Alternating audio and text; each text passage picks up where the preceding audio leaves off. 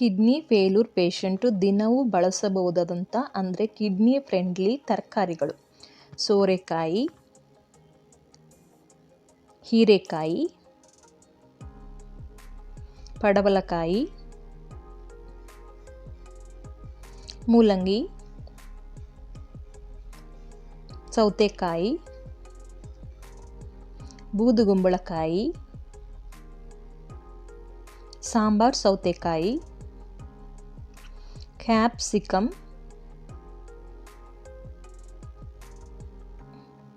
Cabbage, cauliflower, ಚಪ್ಪರದ ಅವರೆಕಾಯಿ, ಕಾಳುಗಳಿಲ್ಲದ ಚಪ್ಪರದ ಅವರೆಕಾಯಿನ ಉಪಯೋಗಿಸಿ, broccoli, ಈರುಳ್ಳಿ,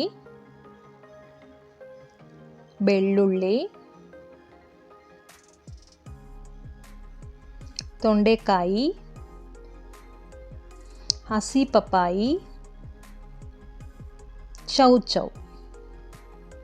ಸಾಧ್ಯವಾದಷ್ಟು ಮಟ್ಟಿಗೆ ಎಲ್ಲ ತರಕಾರಿಗಳನ್ನು ಫ್ರೆಶ್ ಆಗಿ ಉಪಯೋಗಿಸಿ.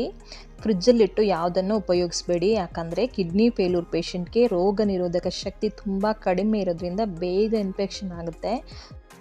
ಸೊ ಹೈ ಆಂಟಿಬಯೋಟಿಕ್ ಕೊಡಬಾರ್ದು. ಆದ್ದರಿಂದ ಆದಷ್ಟು ಮಟ್ಟಿಗೆ ಫ್ರೆಶ್ ಆದಂಥ ತರಕಾರಿಗಳನ್ನ ಉಪಯೋಗಿಸಿ ಮತ್ತು ಎಲ್ಲ ತರಕಾರಿಗಳನ್ನು ಲೀಚಿಂಗ್ ಪ್ರೋಸೆಸ್ ಮಾಡಿ ಉಪಯೋಗಿಸಿ.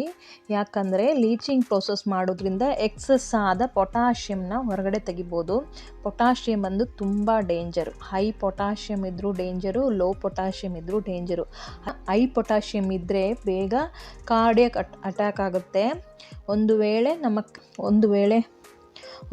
ನಮ್ಮ ಕ್ರಿಯಾಟಿನ್ ಲೆವೆಲ್ ಒಂದು 3-4 ಇದ್ದರೆ, ಪೊಟ್ಯಾಷಿಯಮ್ ಲೆವೆಲ್ 5 ಮೇಲೆ ಹೋದರೆ, 6, 7 ಹೋದರೆ ಖಂಡಿತವಾಗಿ ಡಯಾಲಿಸಿಸ್ ಮಾಡ್ತಾರೆ. ಯಾಕಂದರೆ ಅಷ್ಟು ಡೇಂಜರ್ ಅದು.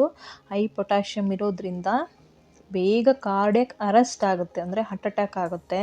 ಸೊ ಅದರಿಂದ ಲೀಚಿಂಗ್ ಪ್ರೋಸೆಸ್ ಮಾಡಿ ಉಪಯೋಗಿಸಿ. ಲೀಚಿಂಗ್ ಪ್ರೋಸೆಸ್ ಅಂದರೆ ಯಾವುದೇ ತರಕಾರಿಗಳನ್ನ ಚೆನ್ನಾಗಿ ತೊಳೆದು ಸಿಪ್ಪೆ ತೆಗೆದು ಸಾಧ್ಯವಾದಷ್ಟು ಮಟ್ಟಿಗೆ ಸಣ್ಣ ಸಣ್ಣ ತುಂಡುಗಳಾಗಿ ಮಾಡಿ, ಒಂದು 150 ಗ್ರಾಮ್ ತರಕಾರಿ ನೀವು ತಗೊಂಡ್ರೆ ಅದನ್ನು ಒಂದು 3/4 ಲೀಟ್ರ್ ಅಥವಾ 1 ಲೀಟ್ರ್ ನೀರಲ್ಲಿ ಅರಿಶಿನ ಪುಡಿ ಹಾಕಿ ಒಂದು 2 ಅವರ್ ನೆನೆಸಿಟ್ಟು ಆ ನೀರನ್ನ ಹೊರಗೆ ಚೆಲ್ಲಿ ಆಮೇಲೆ ಉಪಯೋಗಿಸಿ.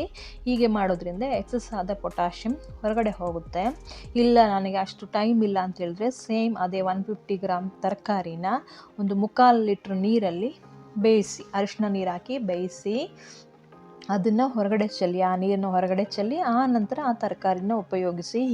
ಹೀಗೆ ಮಾಡೋದ್ರಿಂದ ಸಾಧ್ಯವಾದಷ್ಟು ಮಟ್ಟಿಗೆ ಈ ಪೊಟ್ಯಾಷಿಯಮ್ನ ಅವಾಯ್ಡ್ ಮಾಡ್ಬೋದು. ಮತ್ತು ನೀರು ತುಂಬ ಮುಖ್ಯವಾಗಿ, ನೀರು ಯಾವುದೇ ನೀರಾದರೂ ಸರಿ, ಬೋರ್ವೆಲ್ ವಾಟರ್ ಆದರೂ ಸರಿ, ನದಿ ನೀರಾದರೂ ಸರಿ, ಇಲ್ಲ ಕೆರೆ ನೀರು, ಯಾವುದೇ ನೀರಾದ್ರೂ ಡೈರೆಕ್ಟಾಗಿ ಉಪಯೋಗಿಸಬೇಡಿ. ಅದರಲ್ಲಿ ಸಾಕಷ್ಟು ಖನಿಜಾಂಶಗಳಿರುತ್ತೆ, ಕ್ಯಾಲ್ಶಿಯಮ್ ಇರುತ್ತೆ. ಈ ಬೋರ್ವೆಲ್ ವಾಟ್ರಲ್ಲೆಲ್ಲ ತುಂಬ ಉಪ್ಪು ಇರುತ್ತೆ, ಸಾಲ್ಟ್ ಇರುತ್ತೆ, ನೀವು ನೋಡಿರ್ತೀರ. ನಾವು ಒಂದು ವೇಳೆ ಆಹಾರದಲ್ಲಿ ಉಪ್ಪು ಸೇರಿಸ್ತೇ ಇರ್ಬೋದು. ಡಾಕ್ಟರ್ ಹೇಳಿದ ರೀತಿಯಲ್ಲಿ ಒಂದು 5 ಗ್ರಾಮ್ ಮಾತ್ರ ಫುಡ್ಡಲ್ಲಿ ಉಪಯೋಗಿಸ್ತಾ ಇರ್ಬೋದು. ಮತ್ತು BP ಟ್ಯಾಬ್ಲೆಟ್ ಎಲ್ಲ ನಾರ್ಮಲಾಗಿ ತೊಗೊಂಡ್ರು ಕೂಡ ತುಂಬ ಜನ ಹೇಳ್ತಿದ್ರು ನನಗೆ BP ಕಂಟ್ರೋಲ್ ಆಗ್ತಾ ಇಲ್ಲ ಅಂತ. ನೀರು ಕೂಡ ಒಂದು ಮುಖ್ಯ ಕಾರಣನೇ.